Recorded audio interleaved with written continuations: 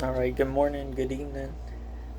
Just kind of wanted to explain the process and the pretty much like the economic and financial situation that we're in and that we've been in probably since about 1913, actually, because that's whenever the Federal Reserve was instituted as a private entity and actually privately owned. So there's really not nothing federal about it because it's not even ran by the government because it's private. So just want to kind of go over a couple of things real quick. One of them being that Thomas Jefferson says that uh, one sec. Here it is. It says, I, however, place economy among the first and most important republican virtues, and public debt is the greatest of dangers to be feared. To preserve our independence, we must not let our rulers load us with perpetual debt. I am for a government rigorously frugal and simple. And if we go to the actual law, Article 1, Section 10 gives us a pretty clear statement on what our money should actually be. And it gives us a directive. It's not suggesting, this is a clear statement. It says, no state shall enter into any treaty, alliance, or confederation, grant letters of marque or reprisal, coin money, emit bills of credit, make anything but gold and silver coin a tender and payment of debts.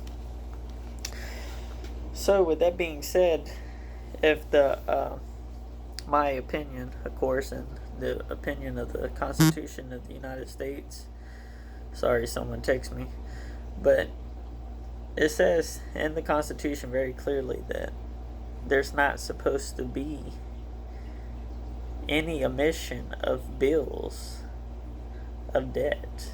And that's exactly what our bills are.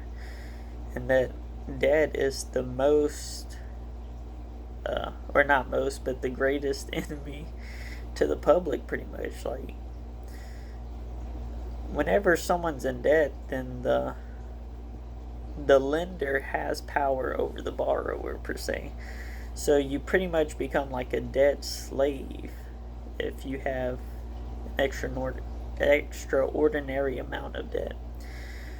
Well, if you just do a simple Google search and look at the national debt clock of the United States, you'll see that we're in $26 trillion in debt. But the actual total debt of the whole United States is at like $81 trillion in debt. Now, I don't know about you, but me personally, I've never even thought about spending a whole $1 trillion in my entire life. And in fact, that's kind of unimaginable. Like, what would you spend all that money on?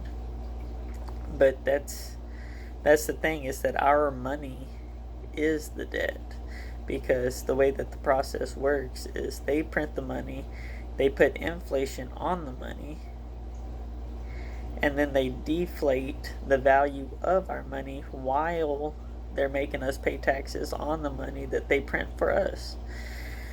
And I think that one of the founding forefathers actually says that. Let me look it up real quick.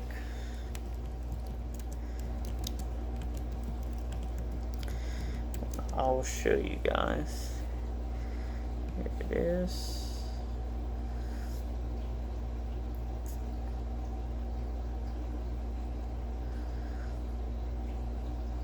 It says, if the American people ever allow private banks to control the issue of their currency, first by inflation, then by deflation, the banks and corporations that will grow up around the banks will deprive the people of all property until their children wake up homeless on the continent their fathers conquered.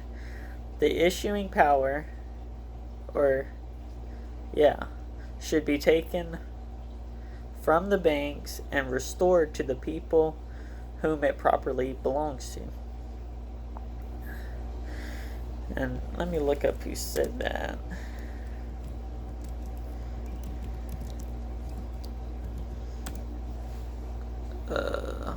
Again, it was Thomas Jefferson, the one that was for a rigorously frugal government and trying to conserve and just be simple. There's nothing wrong with being simple at all. And it's just kind of crazy how they've implemented it into our country. But, I guess everybody has their price according to what they say. But just to go on the topic that whenever you're in debt, that you do become a debt slave. And again, if you just look up the national debt clock, it says that everyone, all taxpayers, I think owe like $80,000 or $141,000 or something like that. Now, that's a lot of money. Even though it's not worth nothing, it's pretty much like monopoly money, according to what it even says on the shelf. If you look at the dollar bill, it says that this note is legal tender for all debts, public and private. But it's not legal tender, because that's not what the Constitution says. In my opinion, and in the opinion of the Constitution, and it's supposed to be the opinion of every United States citizen, that's the ultimate law, that is the supreme law over the land of which we live. And that if we don't live by that, then, they was trying to protect us for a reason. They gave us some wonderful rights and actually made us some of the freest people all across the earth. Like, we have the right to bear arms. Like, there's not many, hardly any countries that actually give the citizens the right to bear arms. Like, it is, like, if you're born in this country, it is a birthright. You are allowed to. You go to North Korea, you're not allowed to. You go to Russia, not allowed to. Like, there's plenty of places that you are not allowed to own a firearm. And me personally, I like my firearm. My firearm protects me, my family, and the rest of my rights. The Second Amendment was never about hunting. It was about protecting yourself, your loved ones, and your rights. That is the whole purpose of your firearm. I'm not saying that it's wrong to hunt. Obviously, you can hunt with it.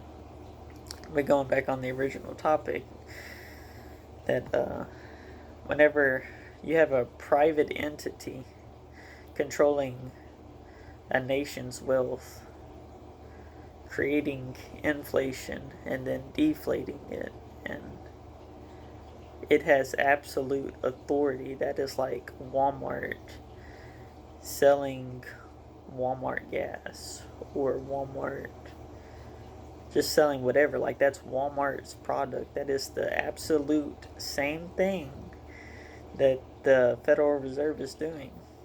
That's not even federal. You see how they play these word games with us, and it's the same thing that JFK said in a speech before someone murdered him.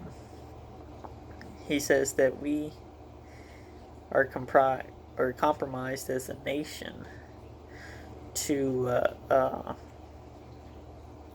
conspiracy, a monolithic and a ruthless conspiracy based primarily on coveted means, and that there's not really a war that is declared in the fashion that we think that a war should be declared.